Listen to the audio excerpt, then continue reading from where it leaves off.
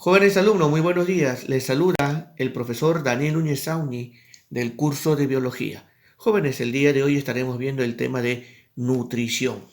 Bien, entendamos que la nutrición es el conjunto de procesos por los cuales los seres vivos captan la sustancia del medio que los rodea y la transforman en su propia materia para poder reparar su constante desgaste. Ahora, existen dos tipos de nutrición. Una que es directa, denominada nutrición autótrofa, y otra que es indirecta, denominada nutrición heterótrofa. En ambos casos, la fuente de carbono es totalmente distinta. En la primera, la fuente de carbono es una sustancia inorgánica. Ejemplo, el dióxido de carbono. El dióxido de carbono es incorporado al ser vivo gracias a un tipo de energía. Si la energía es luminosa, entonces estos van a realizar la fotosíntesis. ¿Quiénes? Tenemos ahí las plantas, algas, cianobacterias, clorobacterias y protozoarios holofíticos. Ahora, si la energía es una sustancia química inorgánica, estos van a realizar la quimiosíntesis. ¿Quiénes? Nitrobacterias, ferrobacterias y bacterias sulfurosas. Ahora, cuando incorporan una fuente de carbono, estos van a obtener su glucosa. Van a obtener la glucosa. Y esta glucosa les va a servir para que puedan transformarlo en energía mediante la respiración celular. Ahora, no solamente pueden obtener glucosa, también pueden obtener aminoácidos y formar proteínas.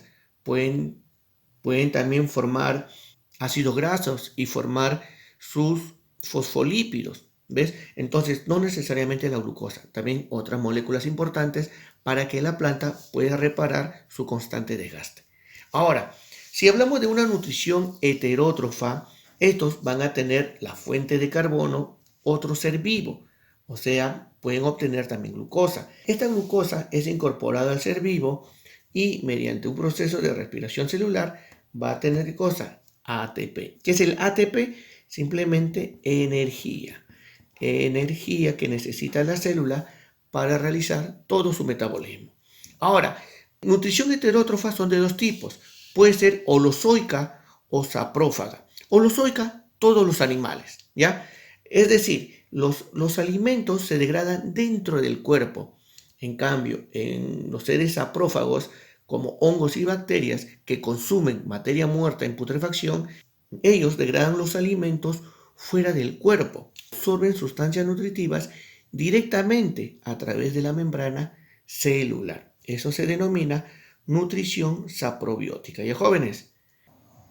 Muy bien jóvenes, el día de hoy estaremos viendo el proceso en el cual se transforma compuestos inorgánicos en compuestos orgánicos y además el proceso en el cual estos compuestos orgánicos es transformado o son transformados en energía, vale decir la fotosíntesis y la respiración celular.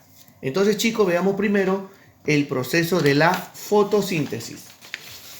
Bien jóvenes, en el proceso de la fotosíntesis, este es un proceso anabólico donde se forman compuestos orgánicos, quiere decir glúcidos, lípidos, proteínas, ácidos nucleicos, etcétera, a partir de compuestos inorgánicos. Ahora, uno de los órganos fotosintéticos por excelencia de la planta es la hoja. A través de ella van a llegar los compuestos inorgánicos para que se realice la fotosíntesis. Vale decir, la molécula de agua llega a través de los vasoconductores denominados el xilema, el H2O. Además, en vez de la hoja vamos a tener una estructura denominada el estoma. Este es el estoma. El estoma presenta dos células oclusivas en las cuales se abren y se cierran. Ahora, a través de ella va a ingresar ¿qué cosa? El dióxido de carbono, ¿ya? Y luego también en el proceso de la fotosíntesis se va a liberar el oxígeno gaseoso. Bien, entonces ya tenemos ahí la hoja como órgano principal de la fotosíntesis. Ahora, si hacemos un corte vamos a encontrar el tejido parenquimatoso empalizado clorofilial. ¿Qué significa eso? Células con cloroplastos que van a realizar la fotosíntesis. Entonces, Acá tenemos la organela que se encarga de realizar la fotosíntesis. Quiere decir el cloroplasto. El cloroplasto. Este cloroplasto va a tener dos membranas, va a tener su propio ADN, sus propias enzimas, su propio ribosoma. Sí, pero solamente nos interesan dos estructuras del cloroplasto. Uno, que son los tilacoides, y otro denominado el estroma. Estas dos estructuras nos interesan para el proceso de la fotosíntesis. ¿Por qué? Porque en los tilacoides se va a realizar la fase luminosa. La fase luminosa. Y en el estroma, donde ya no se requiere la luz, se denomina fase oscura. ¿Ya? Fase oscura. Entonces, ahora, en la fase luminosa se va a consumir ¿qué cosa? La molécula de agua. Y por la fotólisis del agua se va a liberar el oxígeno. Entonces, en la fase luminosa se consume el H2O. Y en la fase oscura se capta o se integra a un proceso denominado ciclo de Calvin el dióxido de carbono. En la fase oscura se va a formar los compuestos orgánicos que requiere la planta. Bien, jóvenes, vayamos primero entonces a la ecuación de la fotosíntesis. Para realizar la fotosíntesis, nosotros vamos a requerir de 6 moléculas de dióxido de carbono. Acá está, 6 moléculas de dióxido de carbono, 12 moléculas de agua, para obtener ¿qué cosa? Una molécula de glucosa. Y además, en ese proceso, vamos a liberar 6 moléculas de oxígeno y también 6 moléculas de agua. Ese es el proceso de la fotosíntesis. La fotosíntesis requiere de dos etapas muy importantes. La primera se denomina fase luminosa. Acá está, fase luminosa, en la cual se va a realizar en la membrana de los tilacoides. Y la segunda etapa se denomina fase oscura, que se va a realizar en el estroma. Entonces vayamos primero, chicos, a la fase luminosa. La ubicación de la fase luminosa, esta va a ocurrir en la membrana de los tilacoides, en una unidad denominado cuantosoma. ¿Qué es lo que se va a obtener en la etapa luminosa? Típico, se va a obtener ATP. ATP. Y además se va a obtener ¿qué cosa? NAD. NADP, hidrógeno. Bien, acá si desea le puede sumar más hidrógeno o simplemente NADPH2. ¿Ya, jóvenes? Listo. Y en este proceso se va a liberar ¿qué cosa? El oxígeno. Se libera el oxígeno producto de la fotólisis del agua. Bien, jóvenes, etapas. La primera etapa es la fotoexcitación de la clorofila.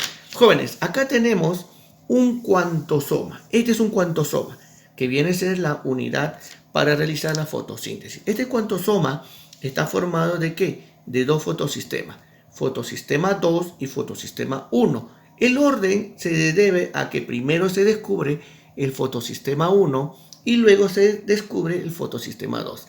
Bien, ahora, el fotosistema 1 también es conocido como P700. ¿Por qué? Porque los fotosistemas contienen pigmentos llamados clorofilas, y estas clorofilas van a captar longitudes de onda de 700 nanómetros. En cambio, el fotosistema 2 va a captar ¿qué cosa? Sus pigmentos captan longitudes de onda de 680 nanómetros. Entonces, vayamos a la primera etapa, que viene a ser la fotoexcitación de la clorofila. Recuerden que para la fotosíntesis nosotros requerimos de la energía luminosa. La energía luminosa es captado por pequeños pigmentos antenas que se encuentran en los fotosistemas. Entonces, la energía luminosa llega en forma de fotón a ambos fotosistemas a la vez, por favor, ¿ya? Ambos fotosistemas a la vez.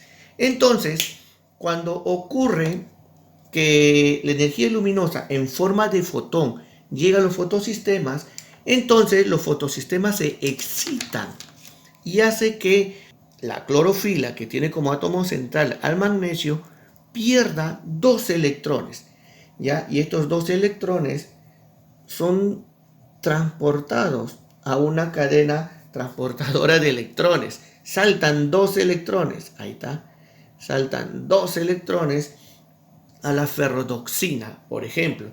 Y luego estos 2 electrones saltan a ferrodoxina nat reductasa. Ferrodoxina nomás, ¿ya? 2 electrones. Ahora estamos viendo, por favor, que esta clorofila, ¿ya? Esta clorofila ha perdido 2 electrones. Por lo tanto, tiene que recuperar esos 2 electrones. ¿Y quién le va a entregar esos 2 electrones? El fotosistema 2. Entonces, el fotosistema 2 se excita también con el ingreso de fotones a través de sus pigmentos antenas. Se excita el fotosistema 2 y entonces hace de que su pigmento, la clorofila, pierda 2 electrones y entra ahora a una cadena transportadora de electrones. Primero a la plastoquinona. De la plastoquinona se va al citocromo B6F. Saltan 2 electrones. Ahí está nuevamente 2 electrones. Pero el citocromo B6F también se excita y pierde 2 electrones, que va a llegar a la plastocianina. Nuevamente 2 electrones. Y esta plastocianina le va a devolver finalmente a la clorofila sus 2 electrones. Bien, entonces estamos viendo ya la fotoexcitación de la clorofila. Ahora la pregunta es, ¿quién le va a devolver sus 2 electrones a la clorofila? Entonces ahí aparece la molécula de agua. Entonces viene el segundo proceso, la fotólisis del agua. Entonces, ¿qué es lo que hace? Con la ayuda de la proteína Z desdobla la molécula de agua quitándole sus 2 electrones y a la vez le va a devolver 2 electrones a la clorofila. Pero también hace de que se libere, ¿qué cosa? Sus hidrógenos. Ahí está. 2 hidrógenos se va a liberar. Muy bien. Pero en este proceso, ¿qué ocurre? Se libera el oxígeno. Acá se libera el medio ambiente, el oxígeno. ¿Cuánto? Media molécula de oxígeno. Lo que ocurre realmente es que los 2 electrones quedan en el fotosistema 2, ya que va a ser captado por la clorofila que había perdido sus 2 electrones.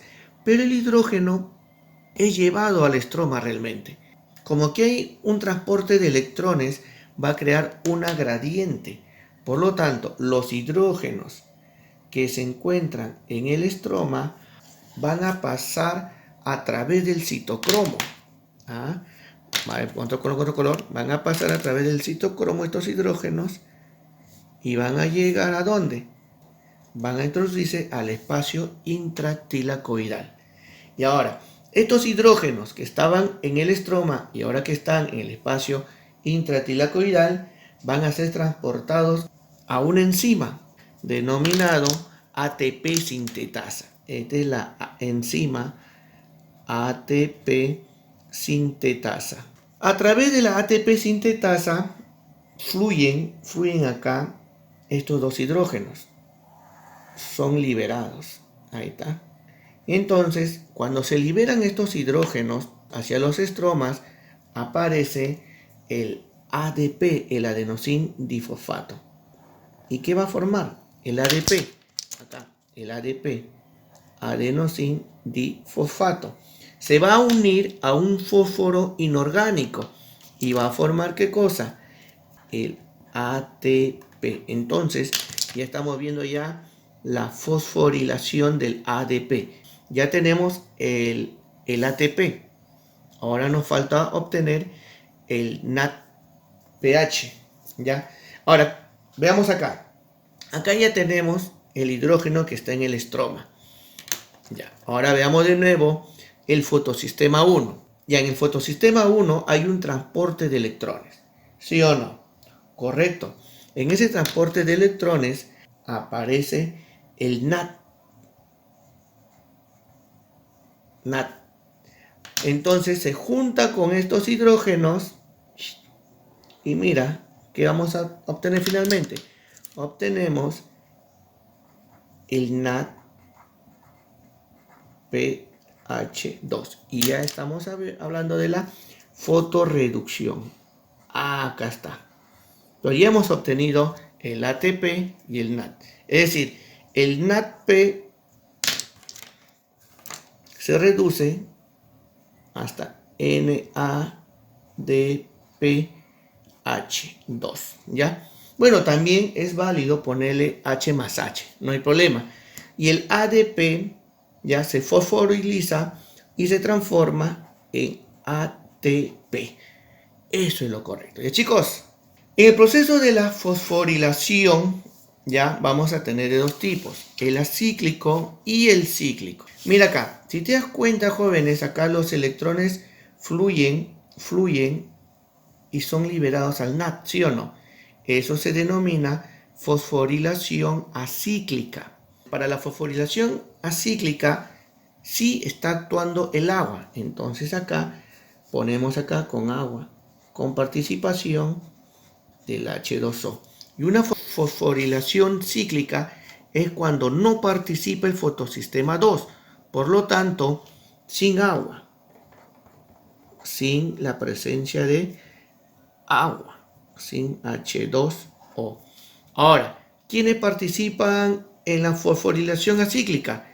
El fotosistema 2 y el fotosistema 1. Entonces ponemos acá, participa el fotosistema 2 y el fotosistema 1. En cambio, en una fosforilación cíclica participa solamente el fotosistema 1. Ahora, en la fosforilación acíclica, ¿qué hemos obtenido? Bueno, hemos obtenido ATP y hemos obtenido el NAD. Hemos obtenido el NADPH. Hemos obtenido el NADPH2. Pero también hemos obtenido en este proceso el oxígeno, ¿ya? Pero en cambio, en una fosforilación cíclica, como no participa el agua, solamente se obtiene, solo ATP. Bien, jóvenes, vayamos ahora a la fase oscura de la fotosíntesis, también denominada ciclo de Calvin-Benson. Chicos, ubicación. Esto va a ocurrir en los estromas, en el estroma. Ocurre en el estroma. Listo. ¿Qué es lo que vamos a consumir de la fase luminosa? Vamos a consumir el ATP y el NADPH. NADPH2. Ya, esto es lo que vamos a consumir. ¿Qué es lo que vamos a producir finalmente? Vamos a producir glucosa, ¿ya?